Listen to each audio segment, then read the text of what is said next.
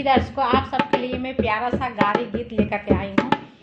अच्छा लगे तो आप सब कमेंट बॉक्स में ज़रूर बताइएगा और इस वीडियो को लाइक कीजिए, शेयर कीजिए, सब्सक्राइब कीजिए। अंत तक बने रहिए। धन्यवाद। खीर